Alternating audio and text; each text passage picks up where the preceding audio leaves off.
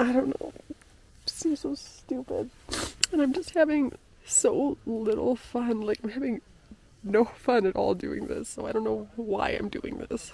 I really just feel so done with this. What is it about the mountains that calls to us? Over the last few years, I've found myself drawn deeper into the wilderness, much to the dismay of my family. And I'm not alone. Recently, recreational wilderness usage has skyrocketed with no signs of slowing down. Lucky for me, I live in California, home to the legendary Muir Trail. I have dreamt of hiking the JMT for years, but always put it off with the excuse that it would eat up too many vacation days. Since I've been taking some time off of work, I no longer have that excuse, so 2022 seemed like the perfect opportunity to finally complete it. I'm not sure what I'll find. I'm not even sure what I'm looking for. Thankfully, Muir himself was able to put it succinctly: the mountains are calling, and I must go.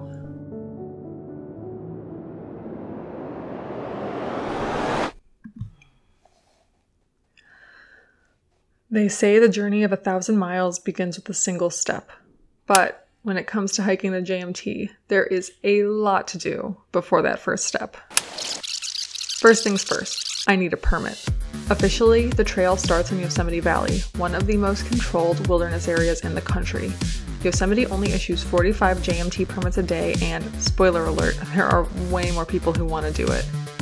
The next thing to think about is food. Hiking the JMT typically takes 2 to 3 weeks, and since I don't want to carry 20 pounds of bars and dehydrated noodles on my back, that means sending out resupply. Realistically, there are 5 places to resupply on the JMT, but based on my itinerary, I sent out a single bucket: the Vermilion Valley Resort at mile 88. With resupply mailed out, it's time to get the rest of my gear in order. The key here is to find a balance between being comfortable on the trail and not having to carry too much excess weight. At this point, my gear is pretty dialed in. Finally, time to get to the trailhead. Easier said than done. For me, that means taking a bus from South Lake Tahoe to Sacramento, then taking a train from Sacramento to Merced, then getting on another bus from Merced to Yosemite Valley. We are still in a pandemic, so of course I wear a mask on all of these legs. Once in the valley, I pick up my permit and set up in the backpackers campground. I enjoy one last hot dinner before going to bed. Finally, the first day of the JMT. But I can't start hiking yet because the permit I got was not for Happy Isles, but actually for Lyle Canyon. So I grab a coffee and get on one more bus from Yosemite Valley to Tuolumne Meadows. 3.5 hours later, I am at my starting trailhead, and I can finally begin my walk. Well, I am officially on the Muir Trail. Last ride took a long time this morning, and the weather, just say it's not as good as I was hoping. The rain has temporarily stopped, so I cannot complain. My plan is to hike about an hour, stop for lunch, and then keep going.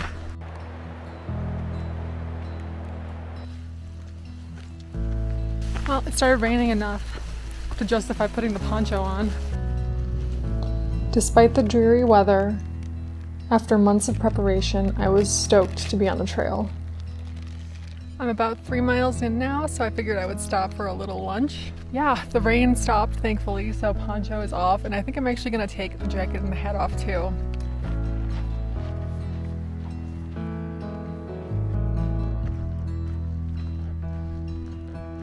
Since it was my first day of walking, I plan on taking it easy. Fortunately, Lyle Canyon is classic Yosemite. Just got my first, most likely of many, marmot sighting. They are just everywhere in the Sierras.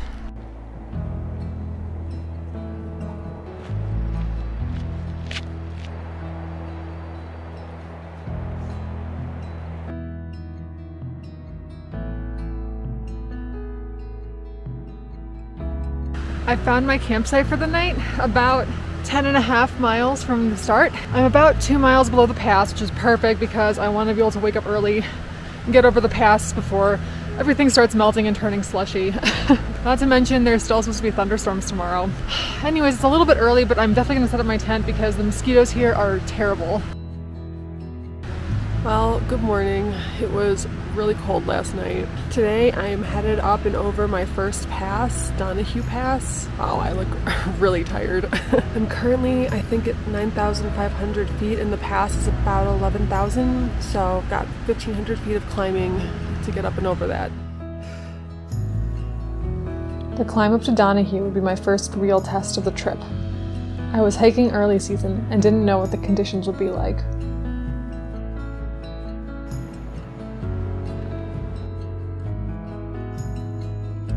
Well, I've now got eyes on Donahue Pass. Time to push up.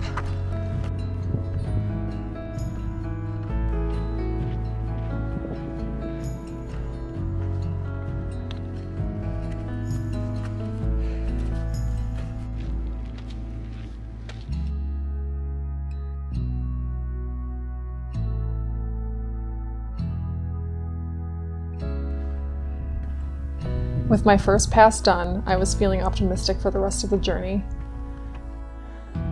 Well, I made it to the top of Donahue Pass. First pass of the trip, so amazing. I was planning on having breakfast up here, but the weather is turning, so I think I'm just gonna start heading down. Not even a mile from Donahue Pass and it started snowing. Not enough to show you in the camera, but I guess that's just mountain weather for you.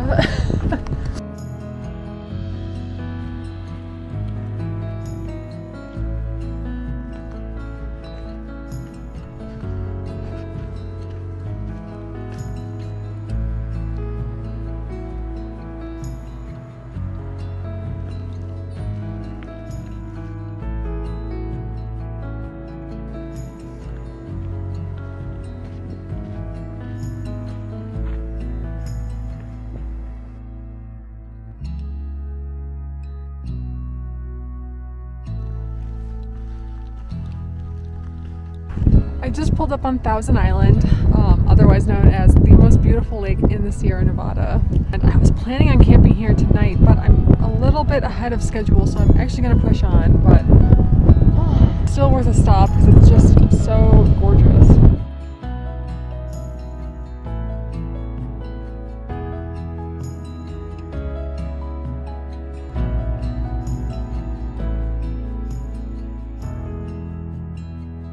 Got to Garnet Lake, which is Thousand Island's baby sister, I guess. This is where I was 2 years ago when the campfire exploded. When I was down here by the bridge, you could just see a little bit of what looked like clouds coming over Banner Peak. By the time I got over the ridge over there was ash falling from the sky. It happened so fast.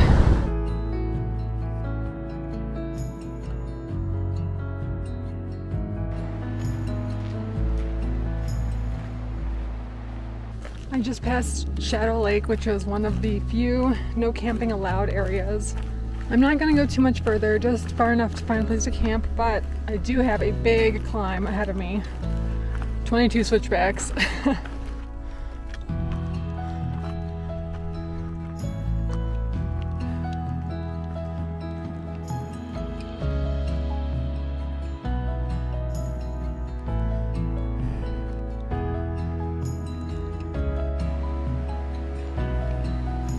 In the end, I walked 18 miles and was excited to see what the trail had in store for me.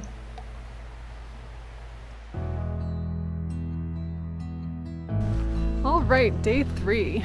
I am unexpectedly already half a day ahead of schedule. So I'm gonna take the afternoon off, just relaxing in Mammoth. Day 3 was the first really beautiful day on the trail. The clouds had lifted and the weather was looking great.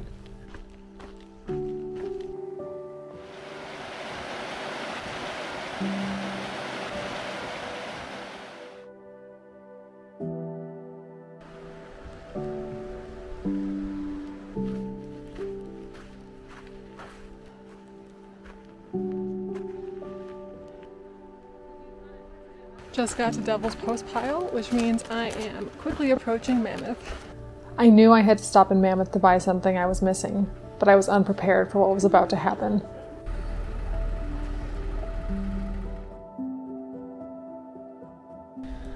Well, I am taking an extremely unanticipated 0 day here in Mammoth Lakes.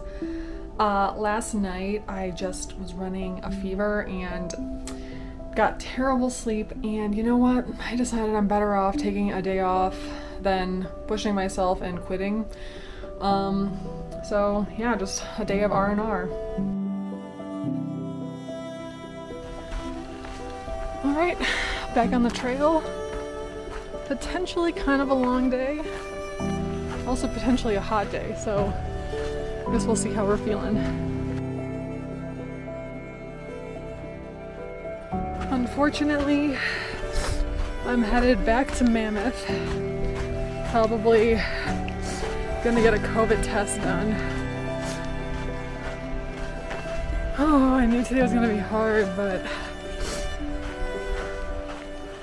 still a bummer.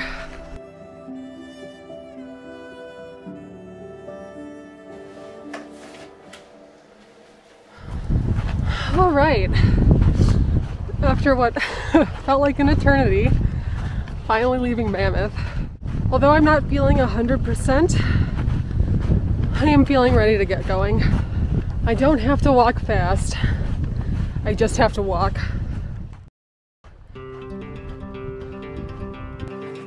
After spending 5 nights in Mammoth, it was time to get back on the trail. I wasn't feeling 100%, but I was also getting pushed up against a deadline. Luckily, the section south of Mammoth is some of the fastest of the whole trail.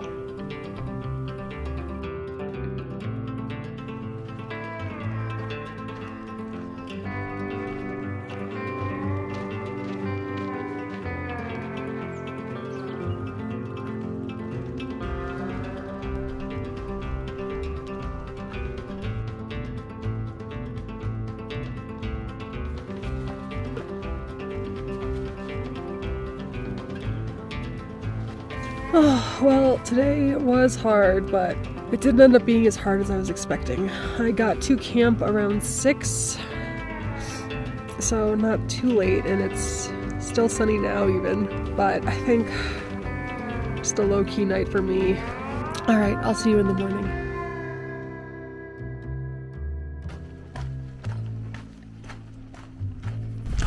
Good morning from the trail. I rolled out kind of exactly at the time I wanted to, 8 a.m., but got a pretty long day again.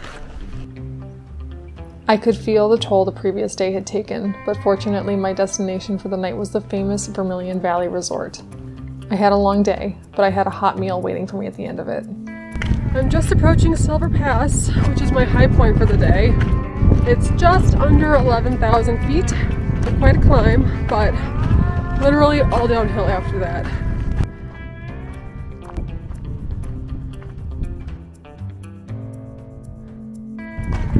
Made it to the top of Silver Pass, and now downhill from here.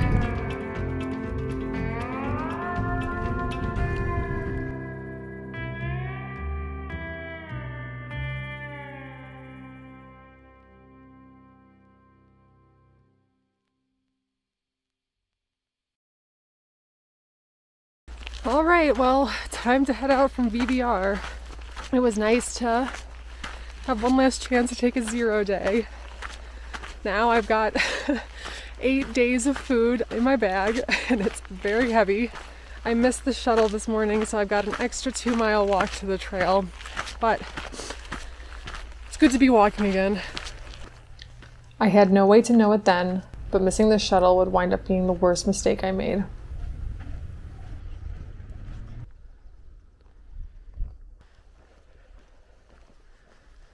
Made it back to the trail.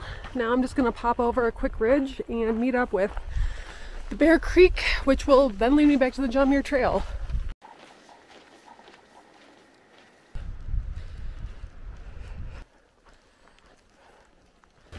Well, today has been incredibly disheartening. I'm not even on the JMT yet. I'm on this like, boggy mess of a trail.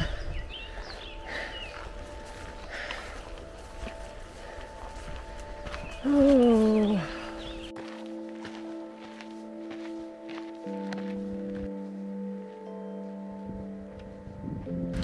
Well, today turned out to be just like an incredibly disheartening day.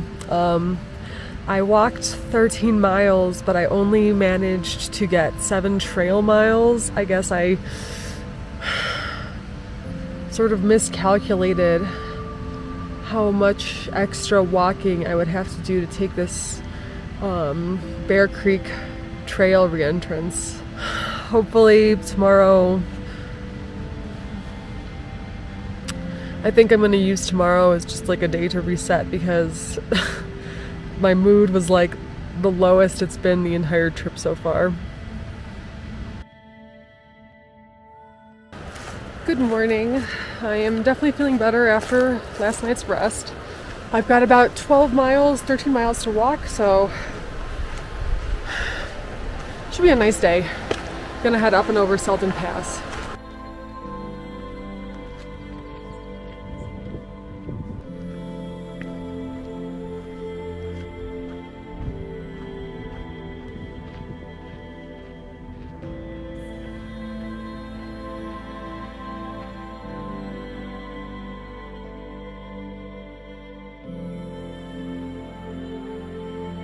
Well, I just got over Selden Pass, which is my high point for the day. That's all downhill mostly until Muir Trail Ranch.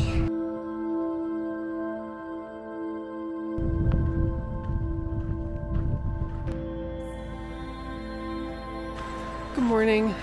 Today is day 8 on the trail, but day 12 if you include all the sick days I took. Ever since getting back on, I've just been a lot slower. I guess that makes sense since I'm still recovering. I do feel like it's time to face the fact that I'm probably not gonna finish at this pace. I'll just keep walking until I have to stop. Just keep walking. That was the motto. But every step just zapped at the little energy I had in the first place.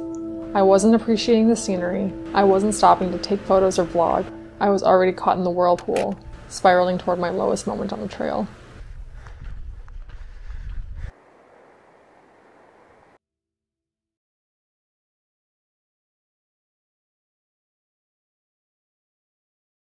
So, last night was a really bad night of sleep. I got like maybe 2 hours. I really just feel so done with this. Ever since I got sick, I just haven't ever felt like I fully recovered, and like not being able to walk as far as I normally would just puts me in a bad mood, which makes me demotivated, which makes me walk less, and it's like this negative feedback cycle, and I'm just having so little fun. Like, I'm having no fun at all doing this, so I don't know why I'm doing this. I don't know, it seems so stupid, but I really just want to go home.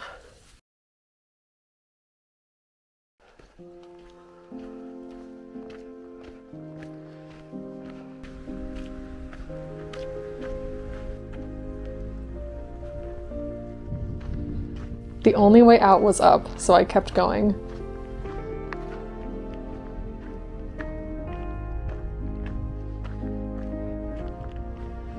Well, I'm now about 500 feet below Muir Pass, and this is definitely the most barren landscape I've seen so far on the trail.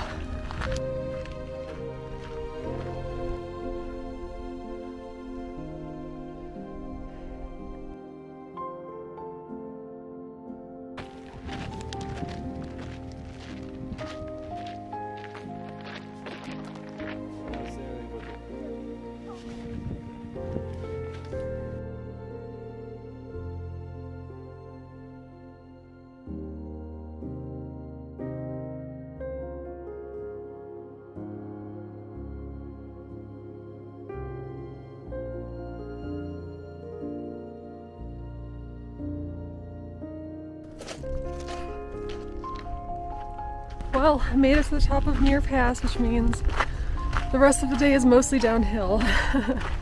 Got a few snowfields to cross, but I would say my mood is much better after having gotten to the top of that. Something inside of me changed when I got to the top of Muir Pass. For the first time in over a week, I remembered what it is I love about being in the mountains.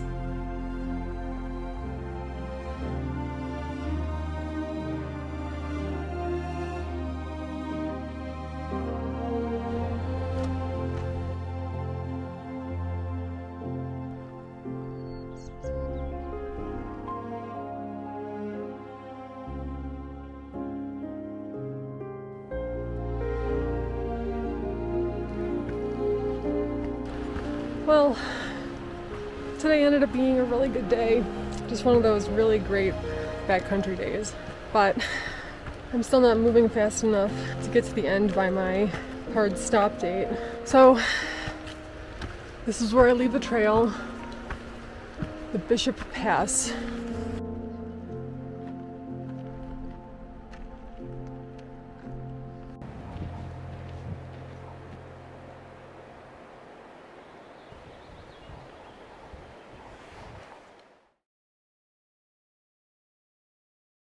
All right, well, it is my last morning on the trail.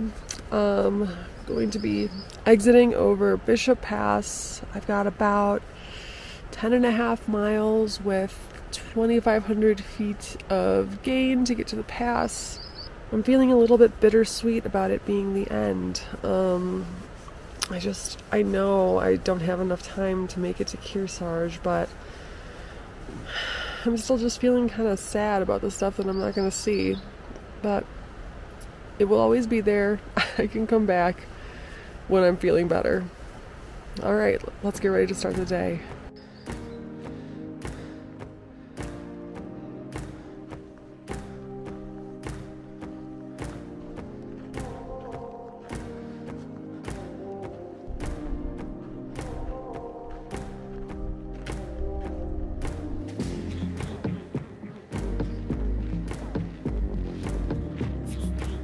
Well, I've got eyes on Bishop Pass, still quite a bit above me, so probably another hour, but after that, that's my last pass.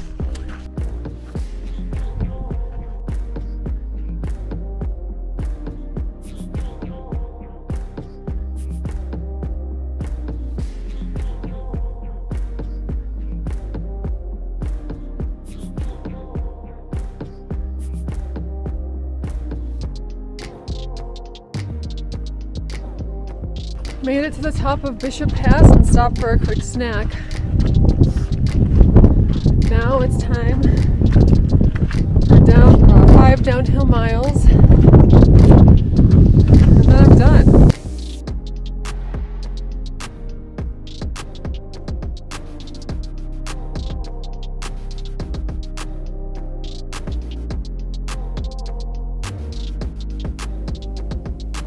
And just like that, it was over.